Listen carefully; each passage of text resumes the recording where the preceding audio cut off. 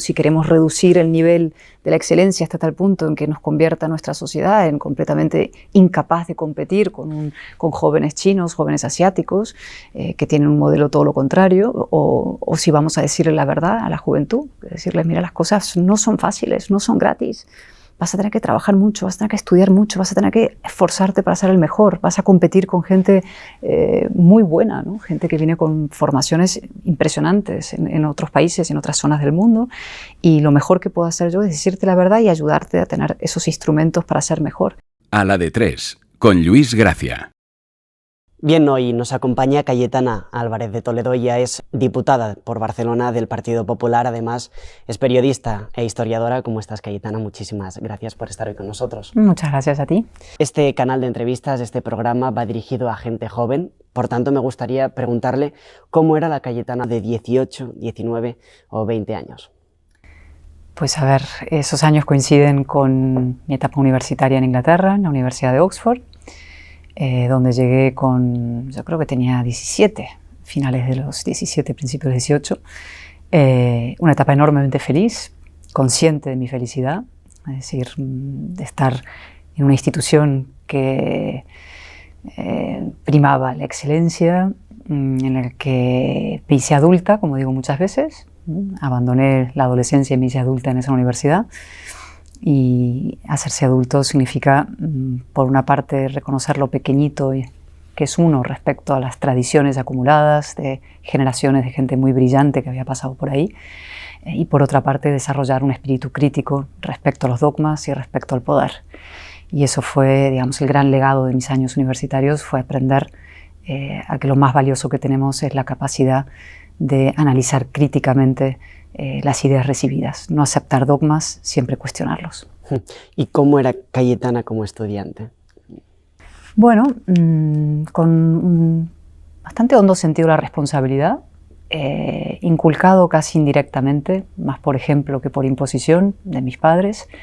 El sistema educativo británico es muy distinto al español, sobre todo el de Oxford, son tutoriales, es decir, es una discusión socrática con los alumnos en los que tú tienes que escribir un ensayo y desarrollar tus argumentos y mostrar esa capacidad crítica, es decir, no vas tanto a clases donde se te dicta lo que tienes que pensar o se te llena de información que tú tienes que memorizar, sino que se te enseña a pensar, no se te enseña qué pensar, sino se te enseña a pensar. Y a mí eso me encajaba mucho, me gustaba, ¿no? Era mucho tiempo libre de alguna manera que tú tenías que organizar solito, ir a la biblioteca cuando considerabas que tenías que ir, leer todo aquello que considerabas que debías leer y luego escribir en soledad y luego debatir y discutir con tu profesor, ¿no? Y a mí eso me gustaba mucho, es decir, me gustaba medir y controlar mis tiempos, me gustaba esa apelación a mi propio sentido de la responsabilidad. Y me gustaba desde luego la parte de la discusión y del debate, la deliberación libre con una persona en general evidentemente mucho más adulta y mucho más inteligente que yo. Usted tiene nacionalidad argentina, francesa y española. Si tuviera que escoger con alguna, ¿se quedaría con...? Bueno, yo decidí ser española y soy española por vocación, por decisión, por determinación e inasequible al desaliento de lo español, ¿no? Hay mucha gente en España que detesta ser español y que trabaja activamente para dejar de serlo, ¿no? Y a mí siempre eso me ha sorprendido, ¿no? Ningún país es perfecto, yo no soy una española de golpe en pecho y de, ¿no?, nacionalismo así exacerbado, sí, con un sentido sobrio del patriotismo y de la conciencia cívica y constitucional que nos emplaza a defender este orden de libertad en el que vivimos y sí, es un cierto sobrio sentido del compromiso patriótico con mi país. Sí. Tras terminar el doctorado en el año 2000, usted entró en el periódico El Mundo. ¿Cómo fueron sus inicios? Yo terminé mi carrera de historiadora y tenía que decidir si quedarme en la universidad y proseguir con una carrera más académica en un mundo al final un poco onírico, ¿no? Oxford está como una torre de marfil de alguna manera, ¿no? O si descender al terreno de la vida más cruda, del trabajo, de la vida real, ¿no? Y opté por lo segundo porque tuve suerte de conocer a una serie de personas con las que me entrevisté. Una de ellas era el entonces director del periódico, Pedro J. Ramírez, y que me dijo, pues mira, vente aquí de becaria un tiempo y a ver qué tal en la sección de opinión, ¿no? Y en opinión evidentemente no se hacía tanto periodismo como opinión, es decir, editoriales y Y así empecé, ¿no? Al principio muy tímidamente, no me dejaban opinar o escribir editoriales que tuvieran que ver con política española, más bien cuestiones internacionales o asuntos así secundarios, pero a mí ahí me empezó, digamos, a nacer un poderoso sentimiento de compromiso político a través del periódico, ¿no? Ahora que tocaba el tema de lo internacional, ¿cómo fue su corresponsalía en Venezuela? Comenta en el libro que ha escrito que, bueno, ahí aprendió una nueva manera de hacer periodismo político. No fui corresponsal, ¿eh? Fui enviada especial, que es distinto, es decir, me mandaron, eso ya en una etapa muy posterior, hace pocos años. Cuando volví al periódico, yo estaba acostumbrada al periodismo más de opinión, al análisis, que eso me gusta mucho, es decir, escribir una crónica sobre lo que está pasando, no sé, con el Partido Popular, con el PSOE, las batallas cotidianas de la política, y también me dedicaba a hacer entrevistas a figuras intelectuales internacionales, ¿no? De relieve, a Pinker, a Peterson, a Jan Hirsi Ali, gente que me estaban, digamos, protagonizando el debate intelectual contemporáneo, y eso me gustaba muchísimo. Pero por un sentido también del compromiso con lo que estaba pasando en Venezuela, pues tuve la oportunidad, y se lo planteé al periódico, de ir sobre el terreno y de ir a contar lo que estaba pasando allí, ¿no? Y eso fue, efectivamente, como cuento en el libro, el descubrimiento de una manera distinta, esta sí periodística, esta sí caliente, esta sí sobre el terreno, esta sí asumiendo un riesgo distinto que el periodista de opinión. Al final estamos en casa los periodistas de opinión, ¿no? Desde el sofá tranquilamente descuartizamos, hacemos y deshacemos, pero ir sobre el terreno es otra cosa muy distinta, ¿no? Y muy emocionante, muy conmovedora y muy dura y muy difícil también, ¿no? Pero de las cosas bonitas que he hecho es haber ido a Venezuela y contar in situ lo que estaba pasando, la miseria, la represión, las torturas, el hambre, el intento de cruzar ayuda humanitaria en Cúcuta, en la frontera de Venezuela, Colombia, y cómo las Fuerzas Armadas de Maduro lo impidieron, y el desistimiento también de las fuerzas democráticas, el miedo a cruzar, los chicos jóvenes universitarios como tú que se lanzaban a intentar cruzar, les disparaban, caían heridos a mi lado, es decir, eso fue una experiencia muy fuerte y a su vez una manera distinta de vivir el periodismo que me gustó mucho, ¿no? Porque ¿cómo crees que va a terminar o se puede solucionar este problema que hay en Venezuela? Todos los problemas pueden solucionar, la palabra grande, solucionar, ¿no? Pero lo que hace falta es algo que estamos viviendo también ahora en Ucrania, es decir, un despertar de esta adolescencia europea de creer que, en fin, todo es fácil, todo tiene una solución gratis, ¿no? e indolora, y no es verdad. La libertad tiene un coste y hay que asumirlo, ¿no? La defensa de la libertad, la democracia, los derechos humanos, tanto en Ucrania como en Venezuela, tiene un coste y tenemos que estar dispuestos a asumirlo, porque no hay fronteras morales en esto. Lo que afecta a los ucranianos nos afecta a nosotros, lo que afecta a chicos y no solo jóvenes, mayores, y la población en Venezuela también nos afecta y nos emplaza, pero eso requiere mucha fortaleza de espíritu y carácter y disposición a dar una batalla cultural en el sentido profundo del término y asumir el coste. En Europa estamos muy pocos acostumbrados a asumir el coste. La generación de mi padre sí. La generación de mi padre vivió la guerra, vivió el exilio, vivió la penuria. Él tuvo que irse con menos años que tú del exilio, desde Francia a la francés, se tuvo que ir a Nueva York, cruzando una España en guerra y una Francia en guerra y ocupada, y luego tuvo que volver en un barco con otros 6.000 soldados a intentar defender a Europa de la tiranía del nazismo, ¿no? Pero nuestra generación no ha vivido ese coste, no ha sufrido el coste de defender la democracia, y por tanto consideramos en general que la democracia es algo que se puede dar por sentado, y no es verdad. Porque ¿cuáles piensa que son los principales problemas a los que nos enfrentamos los jóvenes? Los jóvenes, bueno, en fin, hay cantidad de problemas que forman parte de la vida natural en un estado de derecho, en un estado de bienestar, es decir, nuestras sociedades occidentales, ¿no? La economía, el contra el trabajo, el empleo, ¿no? el que vivir mejor que las generaciones anteriores, las perspectivas, las expectativas, pero hay unos problemas casi prepolíticos, ¿no? O casi de suelo democrático que tienen que ver con la propia convivencia en un orden de libertad, ¿no? Y lo que se está viendo es que esa libertad está siempre amenazada por quienes pretenden destruirla. Son movimientos nacionalistas, movimientos comunistas, los grandes flagelos del siglo XX que vuelven con nuevos ropajes y nuevos personajes en el siglo XXI, ¿no? Y entonces, si hay un mensaje esencial que transmitir a los jóvenes es que se levanten por su propio pie, que asuman un sentido de la responsabilidad profunda sobre su destino, que no opten por el camino del victimismo y de la queja, que ese es un camino muy fácil y cuesta abajo, y siempre habrá gente que te diga tienes toda la razón y el culpable son otros y tú eres una víctima, pero eso no soluciona los problemas. No nacemos víctimas, tenemos nuestra libertad, nuestra responsabilidad, hay que ejercerla y hay que asumir el coste de vivir en una sociedad próspera, segura y con libertad, ¿no? En el libro comenta que ha dedicado toda su vida a combatir el nacionalismo.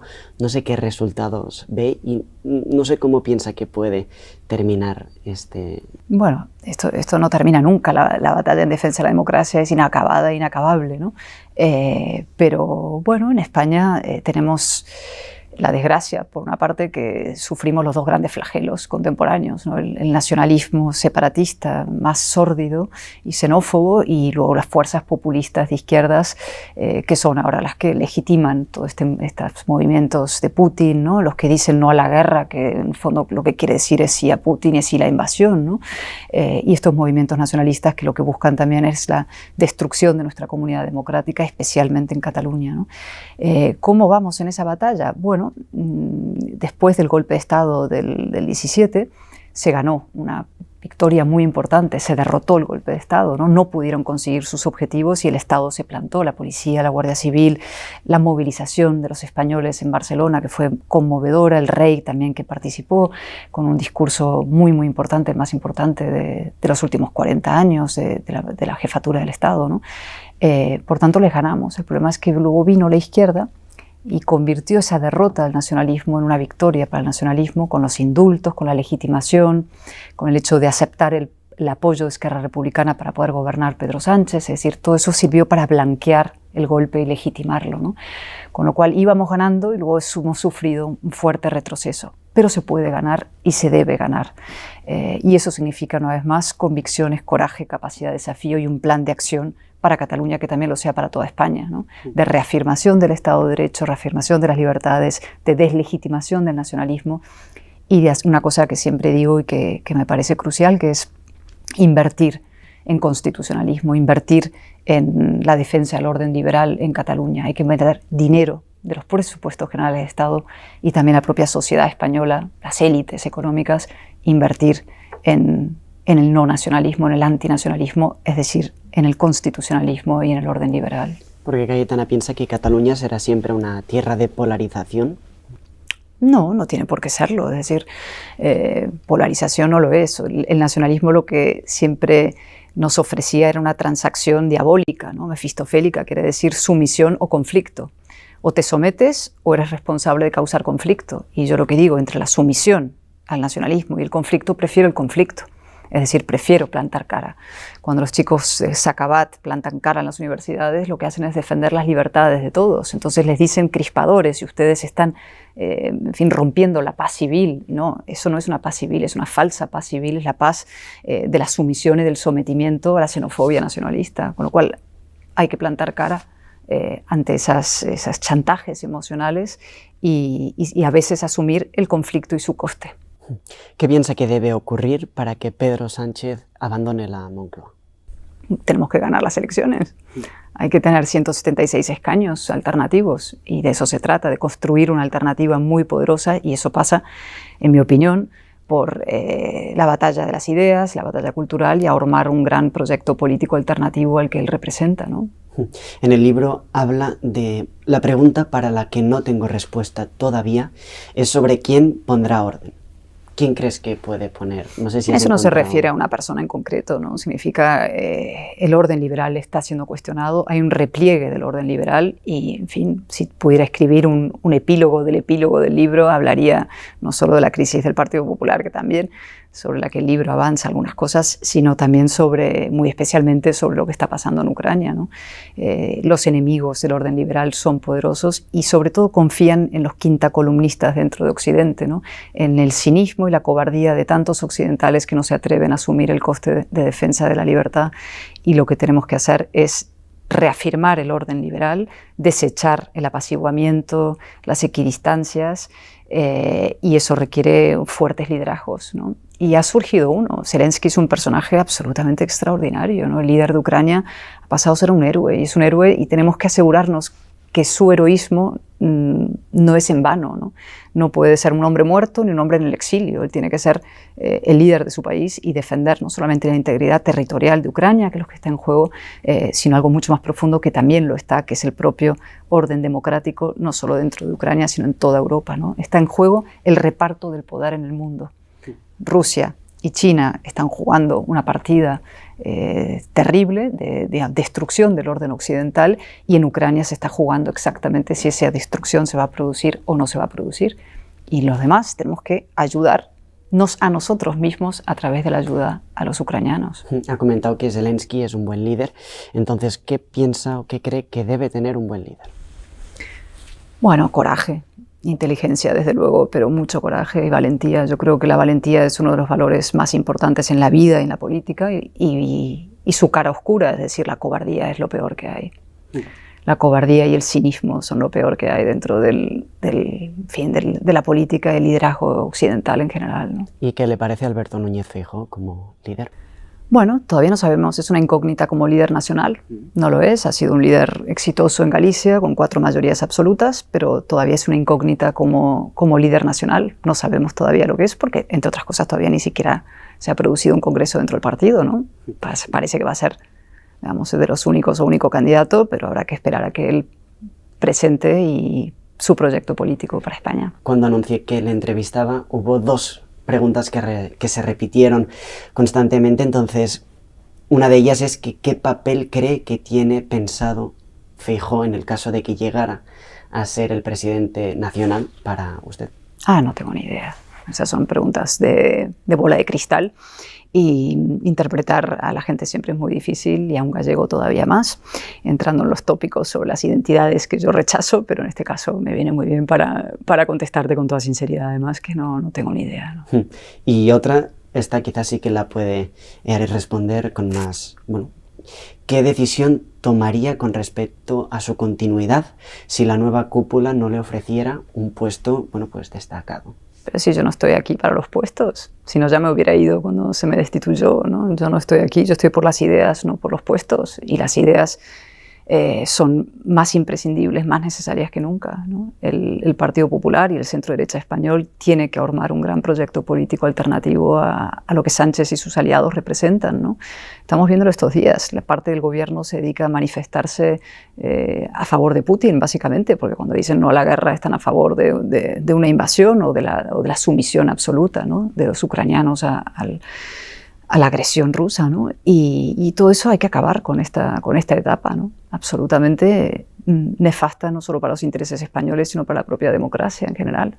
Y eso requiere una alternativa política. Y eso es lo que he expresado públicamente, y seguiré trabajando para que eso se pueda construir, ¿no? Y eso requiere un proyecto nacional, no una confederación de varones, una confederación a la estilo Seda, que los jóvenes quizás no recordaréis, pero eso está en los libros de historia, ¿no? Una agrupación de partidos regionales, ¿no? Una especie de confederación de partidos regionales. Requiere un proyecto nacional, inequívocamente nacional, y también requiere un proyecto basado en ideas, ¿no? ¿Qué piensa de aquellos que dicen Cayetana Álvarez de Toledo quizá podría ir a Vox, quizá sería un partido más acorde a sus ideas? Bueno, que no sé, será que no me han leído tanto, ¿no? A veces se confunden también las formas o la firmeza con ser de Vox, ¿no? Y se puede ser firme y tener hondas convicciones y ser del Partido Popular, ¿no? Y yo creo que tiene que ver más con eso, ¿no? Yo tengo diferencias con Vox que he resaltado muchas veces, otras cosas que nos acercan, pero también distancias y diferencias, ¿sí? ¿Y piensa que al haber la guerra interna del Partido Popular, Vox puede haber dado el sorpaso al... Bueno, yo creo que si hubiera continuado la situación en la que estábamos hace una semana, es muy probable que eso se hubiera podido producir, ¿no? Y las encuestas ahora no dan un sorpaso, desde luego, pero sí dan, digamos, una subida importante de Vox por esta crisis, es lógico, ¿no?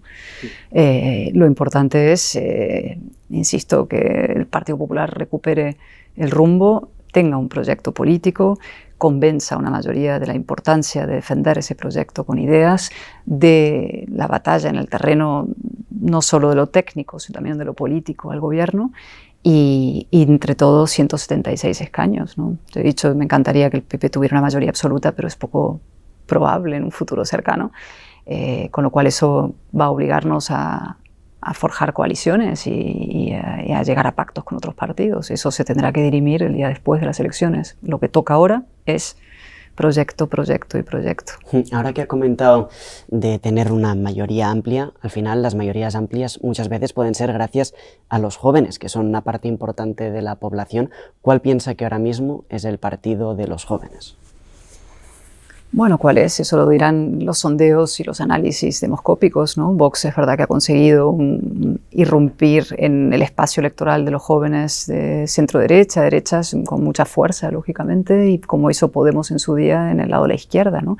Y los antiguos partidos más tradicionales, el Partido Popular y el Partido Socialista, han ido quedándose al margen de esos espacios electorales y, por tanto, han perdido conexión con un mundo más joven, ¿no? Y el partido, eso el PP lo tiene que analizar en profundidad y tiene que hacer, digamos, atender esa necesidad, ¿no? ¿Y qué piensa que...? Pero yo en general, esa idea de compartimentalizar el electorado, decirle voy a hacer un discurso a los jóvenes, un discurso a las mujeres, un discurso a los...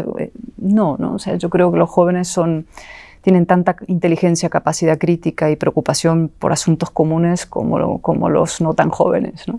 Y que se trata de apelar a su inteligencia, no tratarles como menores de edad, pueden ser jóvenes, pero eso no les convierte en niños, ni mucho menos en borregos. Y entonces hay que tratarles como adultos y enseñarles el camino de los adultos, que es la responsabilidad también, en las reformas. Nuestro país va a tener que hacer muchas reformas. Si ya teníamos Europa que hacer reformas después de la pandemia, con esta situación que se ha planteado con la guerra y su impacto profundo económico también, ¿no? En el términos de energía, por ejemplo, vamos a tener que hablar con mucha seriedad y mucha madurez el tema nuclear. Vamos a tener que hablar de la defensa y qué significa tener una política de defensa común en Europa, ¿no? Y vamos a tener que hablar de reformas profundas en otros ámbitos. Las pensiones. Todo, por supuesto, las pensiones y también nuestro sistema educativo. Si seguimos creando generaciones de ignaros y si queremos reducir el nivel de la excelencia hasta tal punto en que nos convierta nuestra sociedad en completamente incapaz de competir con jóvenes chinos, jóvenes asiáticos, que tienen un modelo todo lo contrario, o si vamos a decirle la verdad a la juventud, decirles, mira, las cosas no son fáciles, no son gratis.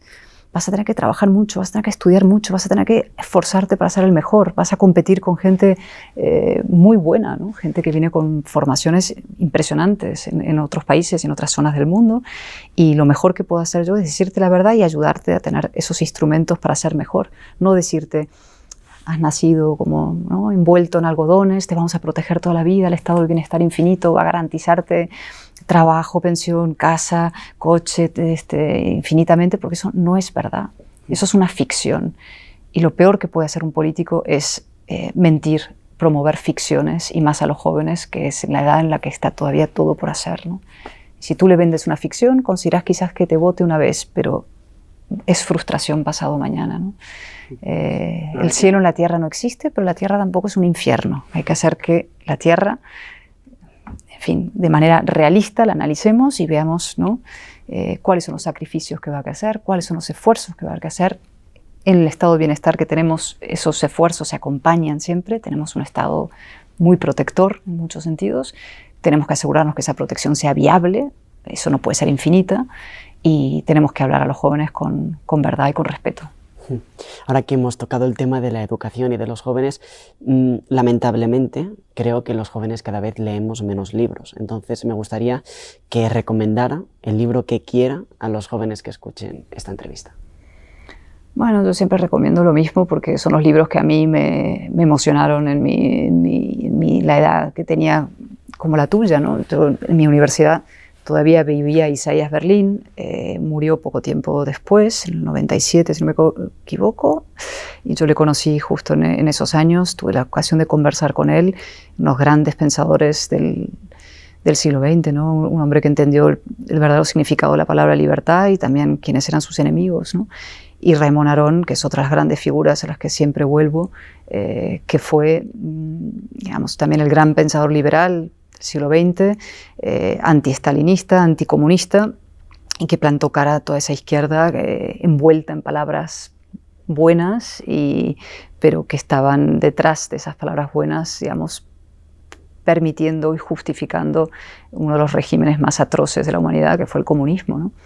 Y a esos grandes pensadores hay que volver, ¿no? Raymond Aron, Isaías Berlin y, bueno, tantos otros como ellos. Pues ya para terminar, Cayetana, no sé qué aconsejaría a los jóvenes que escuchen esta entrevista. Que no se dejen engañar por las palabras bonitas y las promesas de felicidad infinita que provienen tantas veces de la izquierda y del nacionalismo también. Son movimientos o ideas que promueven ficciones, ¿no? Y que desarrollen un espíritu crítico siempre. Sentido de la responsabilidad y espíritu crítico frente a los dogmas. Bien, pues si eso es todo, Cayetana Álvarez de Toledo, muchísimas gracias por haber estado este rato con nosotros. Muchas gracias a vosotros y mucha suerte. Si estás escuchando a la de 3, es gracias al apoyo de nuestros suscriptores.